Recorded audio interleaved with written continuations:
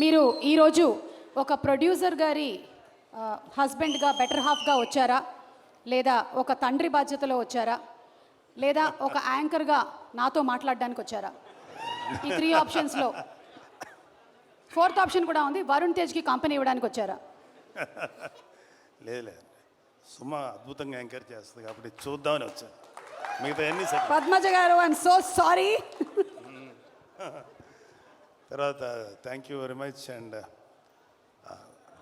అంటే నేను స్టేజ్ మీదకి మాట్లాడే ఓపిక లేదు, అది కూర్చొని మాట్లాడతాను. ఇదే అనుకుని మా అందరూ వినండి. ఈ వంశీ ఏదో డైరెక్టర్ వంశీ తోటి ఒక ఐడియా, మన ఫణి గారు నాకు మంచి సన్నిహితుడైన వ్యక్తి, ఇలా ఒక కథ ఉంది వినండి అంటే నేను పెద్దగా పట్టించుకోవాలా, ఎన్నో కథలు వస్తుంటాయి ఏమి వినమంటున్నాడులే అని వదిలేశాను. ఈలోగా నీహారిక కూడా అని అడిగితే నేను వింటాను అంది. నీహారిక వినిన తర్వాత నన్ను అడిగింది, ఒక్కసారి ఈ కథ విను నాన్న, నాకైతే బాగా నచ్చింది అంటే, ఏముంది వీళ్ళు అంటుంటారు కదా. సరే నిన్న ఆ వంశీ అనే అబ్బాయి మాత్రం ఆల్మోస్ట్ ఫైటింగ్లో ఒకటిను డ్యాన్స్లో ఒకటి చేయలే, మిగతా అన్నీ స్క్రీన్ మీద చేసి ఇంక్లూడింగ్ హీరోయిన్ క్యారెక్టర్తో చేసి చూపించాడు. కాకపోతే ఆ పెర్ఫార్మెన్స్ కంటే కూడా బిహైండ్ స్క్రిప్ట్ ఎంత పవర్ఫుల్గా ఉందని నేను అది ఆలోచించాను. నాకు చాలా నచ్చింది. నాకు చాలా నచ్చిందంటే ఈ సినిమా పర్ఫెక్ట్గా ప్రజెంట్ చేస్తే మాత్రం మంచి సినిమా అవుతుంది, మంచి సక్సెస్ఫుల్ సినిమా అవుతుంది అని అప్పుడు నేను అనుకున్నాను. అయితే నేను ఒకటి అనుకుంటాం కుదరదు కదా, చాలామంది విని బాగుంది అనుకున్నారు. అయితే మధ్యలో ఒక నీహారిక అంటే తను ఒక మంచి నీహారిక జడ్జిమెంట్, నాకు చాలా నమ్మకం నీహారిక జడ్జిమెంట్ మీద, చాలా బాగా జడ్జ్ చేస్తుంది. ఎక్సెప్ట్ హర్ ఫస్ట్ ఫిలిం, మిగతా అన్నీ పర్ఫెక్ట్గా జడ్జ్ చేసింది. అది సినిమాలో యాక్టింగ్ కానీ లేకపోతే ఎస్పెషల్లీ ఈ ఓటీటీ ప్లాట్ఫామ్స్. సరే తనేమందంటే కొంచెం మరి ఆ కమర్షియల్ థింకింగ్ ఉంటుంది కదా, తనేమందంటే ఒక 2-3 నోన్ ఆర్టిస్టులతోటి, అందరూ న్యూ ఫేసెస్ కదా, నోన్ ఆర్టిస్టులతో చేస్తే బాగుంటుంది అని నీహారిక అంది.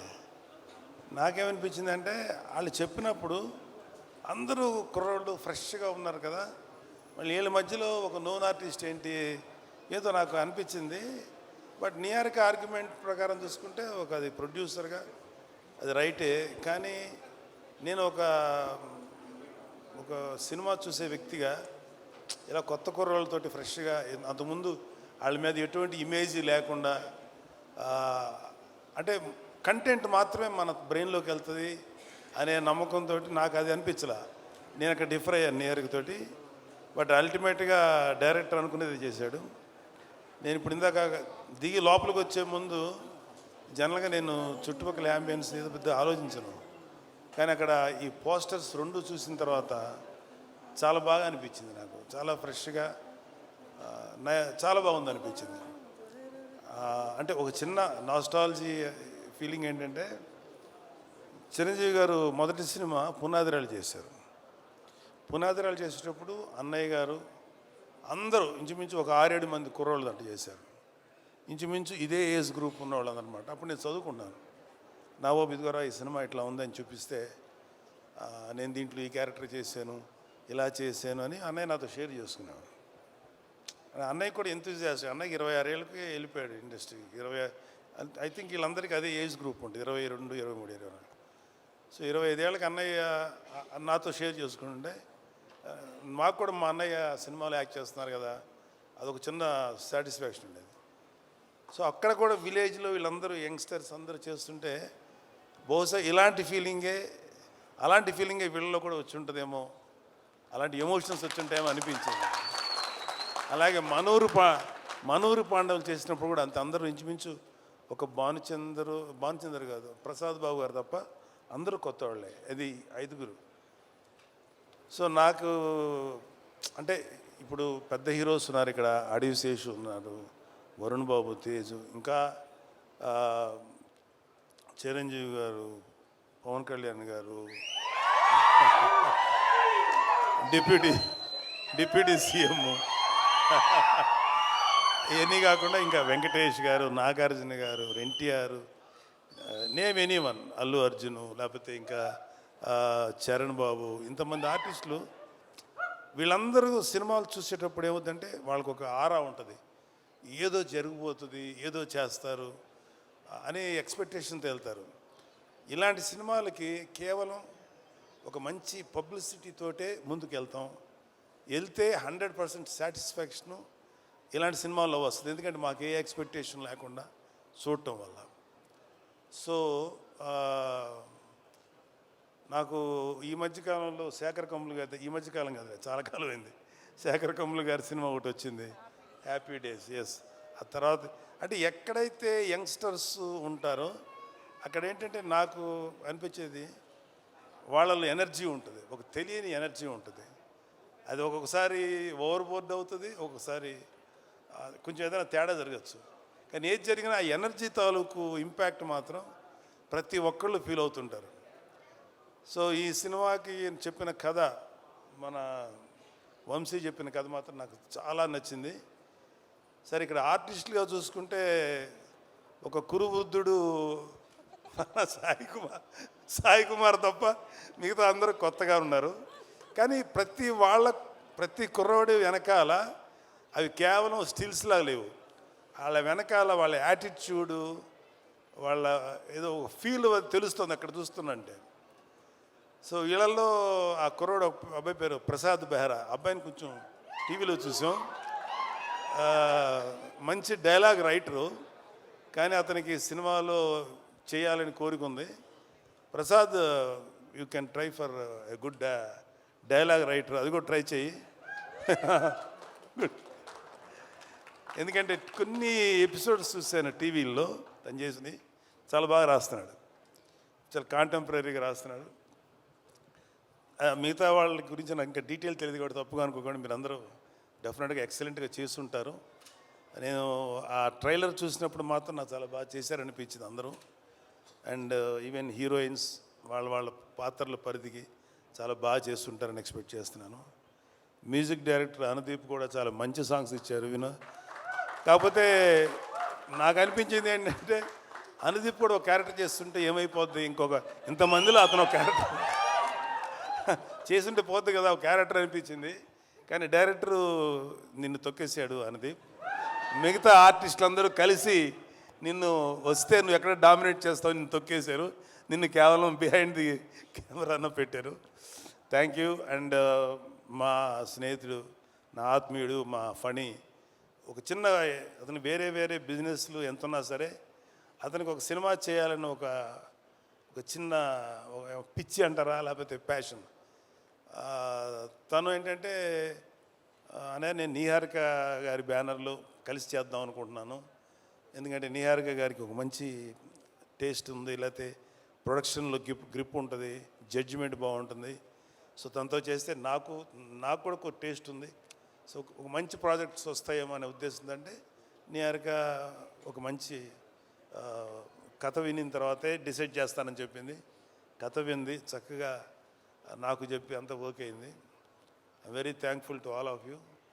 అండ్ ఈ సినిమా మాత్రం నాకెందుకో గట్ ఫీలింగు, అంటే ఈ సినిమా బేసిక్ కథ గుర్తుంది, నాకు చాలా సీన్స్ గుర్తున్నాయి.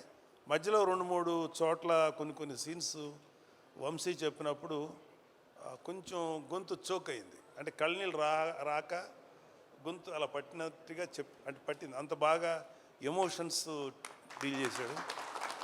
ఇంకా సినిమా గురించి చాలా చెప్పి సినిమాని చెడగొట్టడం నాకు ఇష్టం లేదు. కాకపోతే ఈ సినిమాలో ఒక ఫినిషింగ్ టచ్ మాత్రం మీకు ఎక్కడో ఎవరినో ఒక ప్రముఖ నాయకుడిని చూసిన ఫీలింగ్ అయితే వస్తుంది. అతను అది ఇప్పుడు నాయకుడు కాదు, ఎలక్షన్స్కి ముందు యుద్ధం చేసినటువంటి ఒక నాయకుడు మీకు గుర్తొస్తారు. అంతవరకు చెప్పలేదు. Thank you. And I'm very happy and I'm proud of my daughter. Course మా అబ్బాయిని చూసి కూడా గర్వపడుతున్నది వేరే సంగతి. మా అబ్బాయినే కాదు, మా మేనలుడు, ఇంక్లూడింగ్ అక్కడ అడిగి శేష్ ఉన్నాడు, అడవిశేషు కళ్యాణ్ బాబు గారిది పంజాలు యాక్ట్ చేసినప్పుడు అడవిశేషు మీద కోపం వచ్చేంత విలన్ క్యారెక్టర్ చేశాడు. ఎవడరా బాబు ఇంత దుర్మార్గుల్లో ఉన్నాడు అనిపించింది.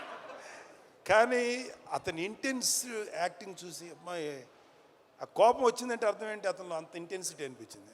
ఆ తర్వాత అతను హీరోగా మారి వండర్ఫుల్ ఫిలిమ్స్ చేశారు. ఒకటే చెప్తున్నాను ఇవాళ ఇంకొక చిన్న విషయం. Suma, can I speak to sir?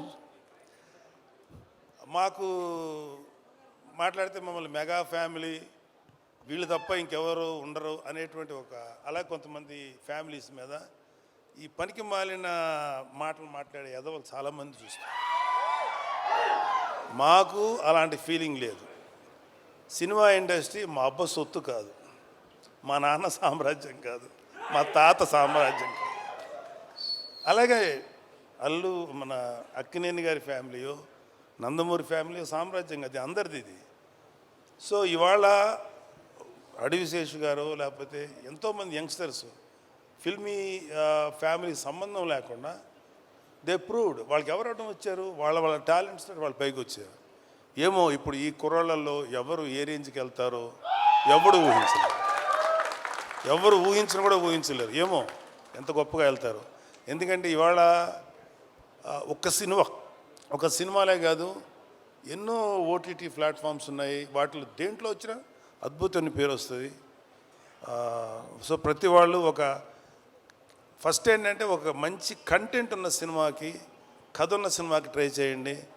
అంతేగాని ఒక గుద్దితే ఆడెక్కడికో వెళ్ళిపోయి కొట్టేసుకొని మాట్లాడితే హీరోయిన్ కనపడగానే గబగబా డ్యాన్స్ చేసి ఇలాంటి కథలకు మాత్రం మీ యంగ్స్టర్స్ ఎవరు అట్రాక్ట్ అవ్వకండి. కంటెంట్ ఏంటో చూడండి.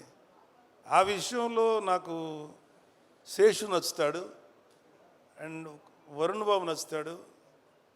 ఈ మధ్యన మా తేజు నచ్చుతున్నాడు.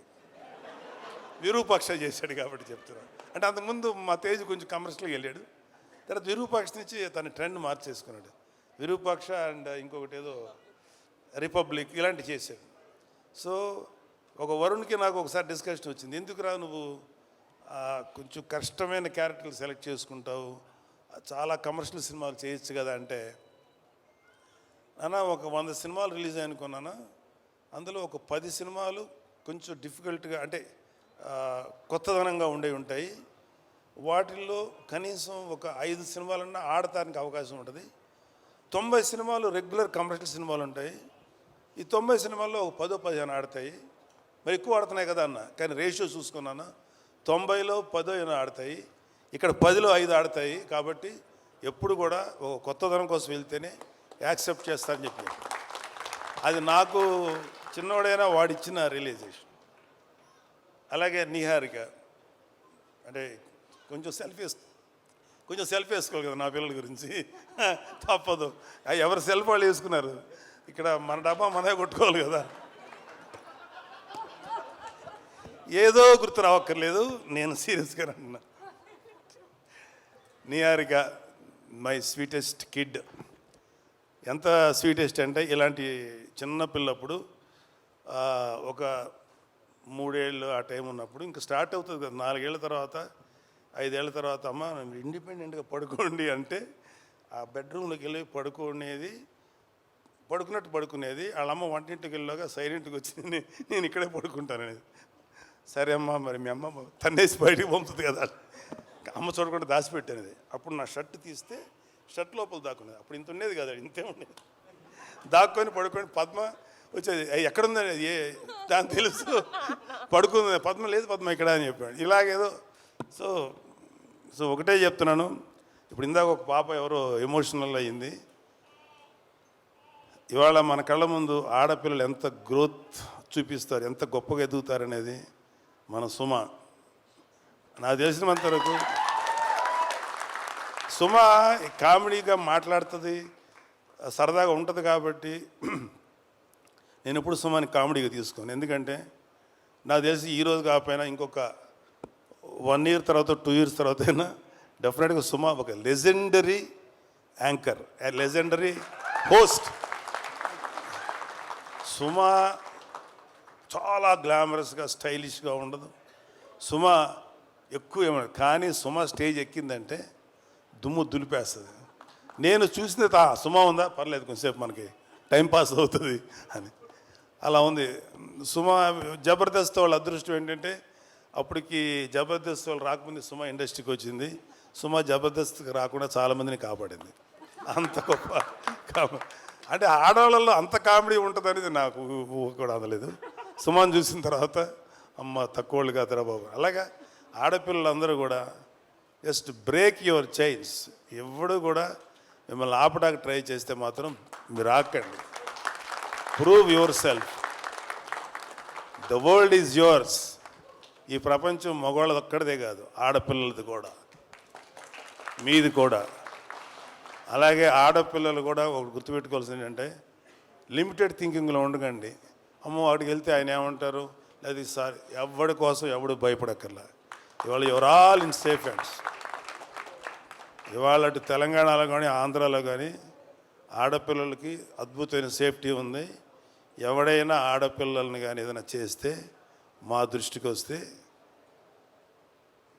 మడత పెట్టి లోపల పెడతాం, తాట తీస్తాం. Don't worry. అమ్మాయిలు పాపలు మీరంతా చక్కగా కష్టపడి మంచి పేరు తెచ్చుకోండి. నాకు ఇంకా అమ్మాయిలు ఇంకా సినిమా ఇండస్ట్రీలో కేవలం గ్లామరస్గా ఉండే క్యారెక్టర్లు కాదు, డైరెక్టర్లు అవ్వాలి, కెమెరామెన్లు అవ్వాలి, మ్యూజిక్ డైరెక్టర్స్ అవ్వాలి. ఇంకా చాలా గ్యాప్ ఉంది. ఇదిగో ఈ మగ బ్యాచ్ని అందరినీ కొంచెం డామినేట్ చేయండి మీరు కూడా వచ్చి. Thank you. All the best. I wish all the best. Committee కూడా thank you so much Nagababu garu. As usual you inspire all of us అండి. అండ్ మీరు చెప్పినట్టుగానే ఆడపిల్లలు అన్ని రంగాల్లోనూ ముందుకు దూసుకొని రావాలి.